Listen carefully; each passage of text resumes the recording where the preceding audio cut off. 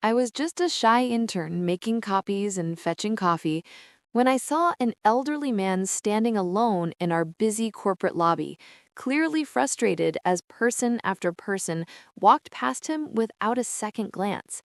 When I realized he was deaf and trying to communicate, I approached him and signed a simple, "Hello, can I help you?" I had no idea that the CEO of the company was watching from the mezzanine above. Before we dive in, I'm curious, have you ever learned a skill to help someone you love? Tell me about it in the comments below. And don't forget to subscribe for more inspiring stories like this one. Now, let me take you back to that life-changing Tuesday morning. 6 months ago, I was the most invisible person at Meridian Communications. At 22, I was a junior marketing intern who spent her days making photocopies, organizing supply closets, and trying to blend into the background of one of Chicago's most prestigious advertising agencies. I was the kind of person who ate lunch alone at her desk, who took the stairs instead of the elevator to avoid small talk, and who had never spoken up in a meeting. Not once. I hadn't always been this way. In high school, I'd been confident, outgoing, even popular, but college had been a series of small failures and rejections that had slowly chipped away at my self-esteem. By the time I graduated with my communications degree, I felt like a shadow of my former self. The internship at Meridian was supposed to be my fresh start, my chance to prove myself in the real world. Instead, it had become another place where I felt small and insignificant. The only thing that gave my life real meaning was my little brother, Danny. He was 8 years old and had been born deaf. While our parents had struggled to learn sign language, I had thrown myself into it with a passion that surprised everyone, including myself. I spent hours practicing, watching videos, taking classes at the community center. Danny became my motivation to master something that mattered, something that could make a real difference in someone's life. By the time I started at Meridian, I was fluent in American Sign Language. It was the one skill I possessed that I was truly proud of, though it had never seemed relevant to my work life. In the corporate world of marketing campaigns and client presentations, my ability to communicate with the deaf community felt like a beautiful but useless talent, like being able to play the violin in a world that only valued electric guitars. The morning that changed everything started like any other. It was a Tuesday in October, and the Meridian building was buzzing with its usual frenetic energy. We were in the middle of preparing for a major client presentation, and everyone was stressed, rushed, and focused on their own urgent tasks. I was stationed at the reception area, helping to organize materials for the presentation, when I noticed him. He was an elderly man, probably in his 70s, impeccably dressed in a navy blue suit that looked expensive and well-tailored. His silver hair was perfectly styled, and he carried himself with the kind of quiet dignity that spoke of a lifetime of success and respect. But there was something in his eyes, a mixture of frustration and sadness, that made my heart ache. He was standing at the reception desk trying to communicate with Jessica, our head receptionist. Jessica was a perfectly nice person, but she was also incredibly busy and clearly growing impatient with whatever communication barrier was occurring. "Sir, I'm sorry, but I don't understand what you're trying to tell me. Do you have an appointment? Can you write down who you're here to see?" The man was gesturing, pointing toward the elevators, his mouth moving in what I realized were words that Jessica couldn't hear. And then I saw it. The subtle hand movements, the facial expressions, the way he was trying to fingerspell something. He was signing. I watched in growing dismay as Jessica turned to help another visitor, effectively dismissing the elderly man. He stood there for a moment, looking lost and increasingly distressed. Other employees walked past him, account executives in expensive suits, creative directors with their arms full of presentation boards, junior associates rushing to meetings. Not one of them stopped. Not one of them seemed to notice that this distinguished-looking man needed help. My first instinct was to stay where I was. I was just an intern. I had my own tasks to complete. My supervisor, Margaret, had made it clear that my job was to support the presentation prep, not to get involved in reception duties. But as I watched the man's shoulders slump slightly, as I saw the defeat creeping into his posture, I thought about Danny.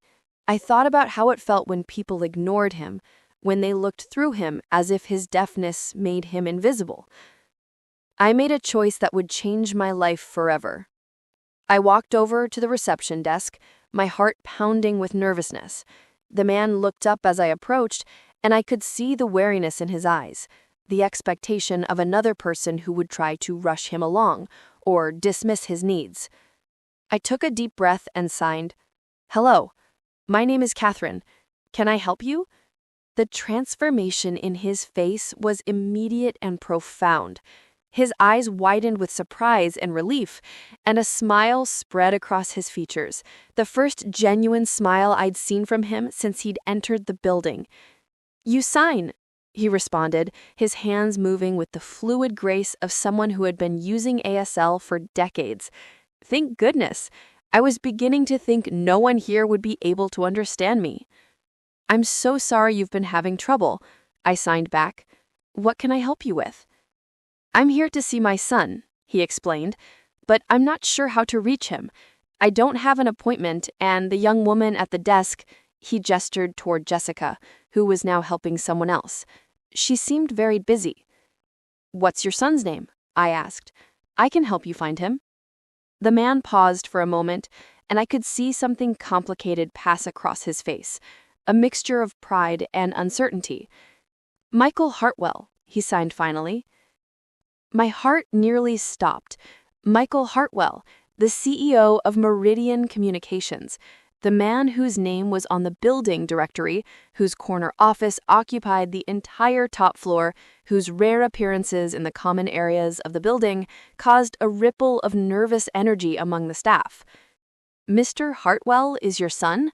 I signed, trying to keep my surprise from showing on my face. "Yes," he confirmed. "I know he's very busy, but I was hoping, well, I was in the neighborhood, and I thought perhaps I could see him for just a few minutes." I could see the vulnerability in his expression, the way he was trying to appear casual about what was clearly an important visit. This was a father who wanted to see his son, and I realized with a growing sense of sadness that he probably didn't feel entirely welcome in his own son's workplace. "Of course," I signed. "Let me see what I can do. Would you like to have a seat while I make some calls?" I guided him to the comfortable seating area in the lobby, making sure he had a clear view of me so we could continue communicating. Then I faced my first major challenge. How does a lowly intern arrange a meeting between a visitor and the CEO of the company? I started with Mr. Hartwell's executive assistant, a formidable woman named Patricia, who guarded access to the CEO like a dragon protecting treasure. When I called her extension, her voice was crisp and professional. "Mr. Hartwell's office? This is Patricia." "Hi, Patricia. This is Kathryn Walsh from the intern program. I have a visitor here in the lobby who says he's Mr. Hartwell's father, and he'd like to see him if possible." There was a long pause. "His father?" "Yes, ma'am. An elderly gentleman, very well dressed. He's been waiting in the lobby." Another pause, longer this time. "I'll need to check with Mr. Hartwell. Can you have the visitor wait?" "Of course. Thank you." I hung up and returned to Mr. Hartwell, Robert, as he'd introduced himself, to let him know that we were working on arranging the meeting. While we waited, we talked. Or rather, we signed, and I discovered that Robert Hartwell was one of the most interesting people I'd ever met. He told me about his career as an architect, how he'd designed several of the buildings that now made up Chicago's skyline. He told me about his late wife, Michael's mother, who had been a teacher at the Illinois School for the Deaf. He told me about the challenges of raising a hearing son as a deaf parent, and the pride he felt in Michael's success, even though they didn't see each other as often as he'd like. "He's always been driven," Robert signed, his expression a mixture of admiration and concern. Even as a child, he wanted to prove himself, to show the world that having a deaf father didn't hold him back. I'm proud of what he's accomplished, but sometimes I worry that he's forgotten how to slow down, how to just be. As we talked, I became increasingly aware that we were drawing attention. Other employees were glancing our way, some with curiosity, others with what looked like annoyance. I could see Jessica at the reception desk fielding questions about why there was some kind of sign language conversation happening in the lobby. 20 minutes passed, then 30. Patricia called back to say that Mr. Hartwell was in back-to-back meetings and wouldn't be available for at least another hour. I could see the disappointment in his eyes, though he tried to hide it. "Perhaps I should come back another time," he signed. "I don't want to be a bother." "You're not a bother," I assured him. "Would you like to wait a little longer? I can show you around the building if you'd like. We have some beautiful artwork on the upper floors." His face lit up. "I would love that. I haven't seen where Michael works." And so began what would later be described as the most unauthorized building tour in Meridian Communications history. I should have been organizing presentation materials. I should have been making copies and updating spreadsheets. Instead, I spent the next 2 hours giving Robert Hartwell a comprehensive tour of his son's company. We started with the creative department, where I introduced Robert to some of the graphic designers and copywriters. Most of them were polite but clearly busy, offering quick hellos before returning to their work. But a few were genuinely interested in meeting him, especially when I explained that he was an architect and could appreciate the design elements of their campaigns. I translated conversations, helped Robert understand the work that was being done, and watched his face light up with pride as he learned more about the company his son had built. We visited the account management floor, where Robert was fascinated by the client relationship strategies.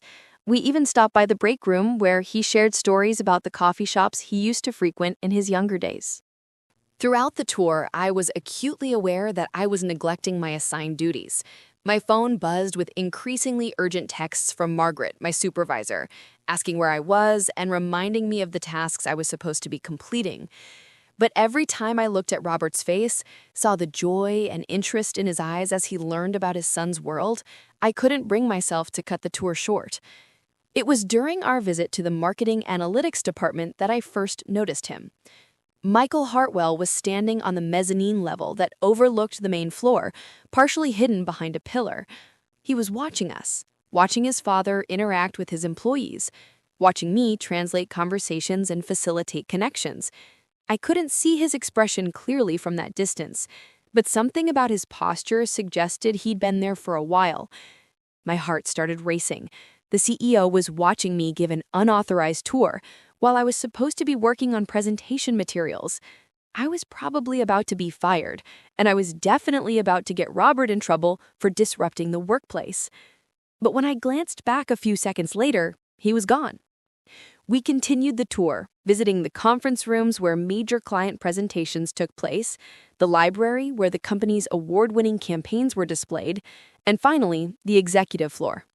Robert was particularly interested in this area, asking questions about the decision-making processes and the leadership structure of the company. "Michael built all of this?" he signed, looking around the elegant executive suite with its polished wood paneling and original artwork. "He did," I confirmed. "The company has grown tremendously under his leadership. Everyone here has a lot of respect for him."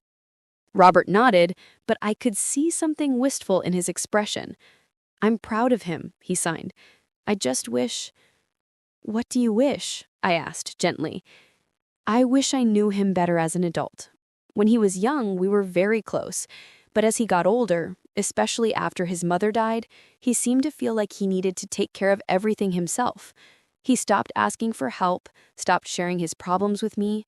I think he thought my deafness made me fragile, that he needed to protect me from his worries." My heart ached for both of them, for Robert, who clearly loved his son deeply but felt shut out of his life, and for Michael, who had probably been trying to be strong and independent but had inadvertently created distance between them. It was nearly 3 p.m. when we finally returned to the lobby. Robert's scheduled meeting time had long passed, and I could see that he was beginning to accept that he wouldn't be seeing his son today. "Thank you, Kathryn," he signed, his hands moving with sincere gratitude. "This has been wonderful. I feel like I understand Michael's world so much better now, and I've enjoyed getting to know you. You remind me of my late wife. She had the same kind heart, the same way of making people feel seen and valued." "It's been my pleasure," I signed back, and I meant it. Despite the anxiety I felt about neglecting my work duties, the afternoon had been one of the most meaningful I'd experienced since starting at Meridian. As Robert prepared to leave, I saw Margaret approaching from across the lobby. My supervisor's face was a mask of barely controlled anger, and I knew I was about to face the consequences of my choices. "Kathryn," Margaret said, her voice sharp enough to cut glass, "I need to speak with you, now." I turned to Robert to explain that I had to go, but before I could sign anything, a voice behind me said, "Actually, Margaret, I need to speak with Miss Walsh first." I turned around and found myself face to face with Michael Hartwell himself. He was tall, probably in his early 50s, with the same intelligent eyes as his father, and an air of quiet authority that made it clear why he was successful in business. But there was something else in his expression, something that looked like emotion carefully held in check. "Mr. Hartwell?" Margaret stammered, clearly as surprised as I was. "I was just about to discuss Ms. Walsh's absence from her assigned duties today. She was supposed to be helping my father," Michael said, quietly, his eyes never leaving my face. Which, from what I observed, she did beautifully. The lobby seemed to go quiet around us. Margaret's mouth opened and closed without sound. Robert was looking back and forth between his son and me with growing understanding and delight. "Dad," Michael said, and for the first time, I heard his voice soften. He turned to his father and began to sign, slowly, somewhat clumsily, but with obvious effort and care. "I'm sorry I kept you waiting. I didn't know you were here until—" He paused, glancing at me, then continued signing. "Until I saw you with Kathryn. I've been watching you two for the past hour. I haven't seen you look that happy in years." Robert's face was radiant, with joy and surprise. "You've been learning to sign?" "I've been trying," Michael admitted, his hands moving more confidently now. "I should have done it years ago. I should have made more effort to communicate with you in your language, instead of always expecting you to adapt to mine." Father and son embraced then, right there in the middle of the busy lobby, and I felt tears spring to my eyes. Around us, the usual bustle of the office had slowed, as people stopped to watch this unexpected reunion. When they separated, Michael turned back to me.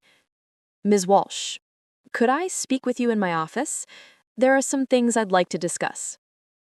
My heart was pounding as I followed Michael Hartwell to the elevator, with Robert walking beside us. Margaret had disappeared, probably to process what had just happened and figure out how to handle the fact that her intern had just been personally requested by the CEO. The executive elevator was silent, except for the soft hum of machinery. I kept glancing at Robert, who was practically glowing with happiness, and at Michael, whose expression was unreadable but intense. Michael's office was everything I had imagined and more. Floor-to-ceiling windows with a breathtaking view of the Chicago skyline, elegant furniture that probably cost more than my annual salary, and walls lined with awards and photographs documenting the company's success. But what struck me most was how impersonal it felt, how little of Michael himself was visible in the space. "Please, sit," Michael said, gesturing to the chairs in front of his desk. Robert and I sat down, and Michael took the chair next to his father, rather than behind his desk, a small gesture that somehow made the conversation feel more personal. "Miss Walsh," Michael began, "I owe you an apology and an explanation." I looked at him in confusion. "An apology? Sir, I'm the one who should be apologizing. I know I was supposed to be working on the presentation materials, and instead He held up a hand to stop me. You did exactly what you should have done, what I wish more of my employees would do. He paused, looking at his father with an expression that was equal parts love and regret. My father has visited this office exactly 3 times in the 10 years since I became CEO.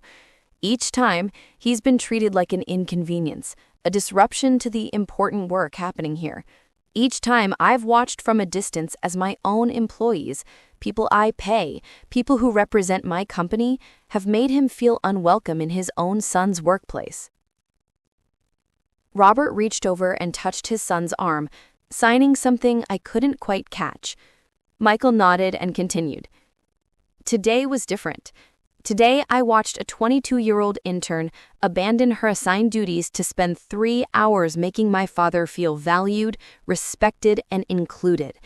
I watched her translate conversations, facilitate connections, and treat him not as a burden or an obstacle, but as an honored guest. His voice grew thick with emotion. I watched her give him something I haven't given him in years, the feeling that he belongs in my world. I felt tears welling up in my eyes. Mr. Hartwell, I have a younger brother who's deaf, and I know how it feels when people ignore him or treat him like he's invisible. I couldn't stand to see that happen to your father. And that, he said, is exactly why I need to talk to you about your future here. My heart sank. This was it, the gentle letdown before the termination. I understand if you need to let me go, I said quietly. I know I didn't do my assigned work today. Michael looked genuinely surprised. Let you go? Miss Walsh, I want to offer you a job. A real job, not an internship. I stared at him, certain I'd misheard. I'm sorry, what? What I witnessed today showed me something that's been missing from this company, a genuine commitment to inclusion and accessibility. We talk about diversity and inclusion in our mission statement, we have policies in our employee handbook, but we don't live it. We don't embody it. I want to change that, and I want you to help me do it. Robert was beaming, signing rapidly to his son. Michael smiled and signed back, then turned to me. I'm creating a new position, Director of Accessibility and Inclusion. It would be your job to ensure that Meridian Communications is truly accessible to everyone, employees, clients, and visitors.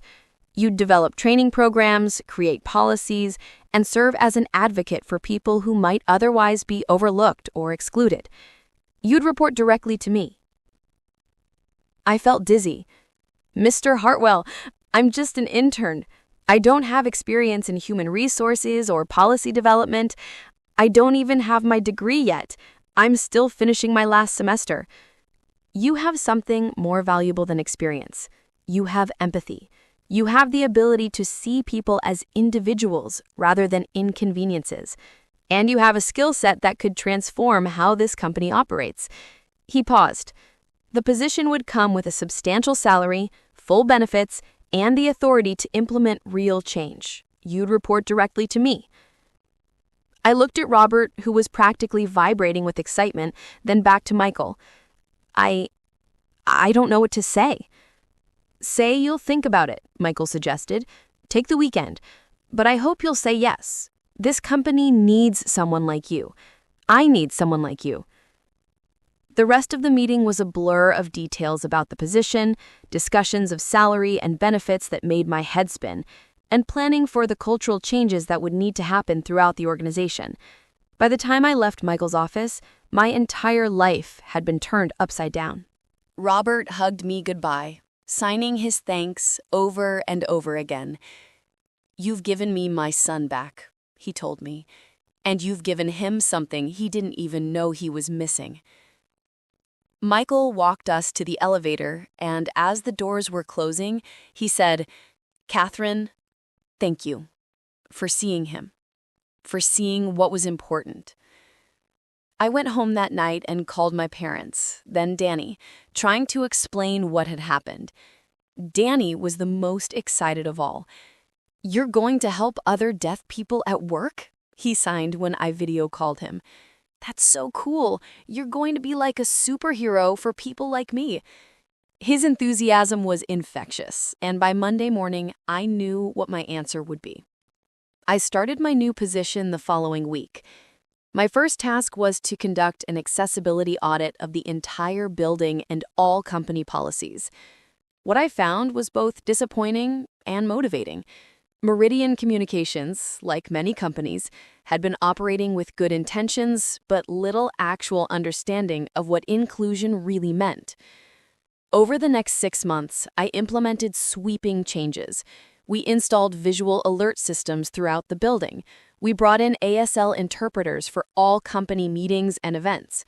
We created accessibility guidelines for all marketing materials and client presentations.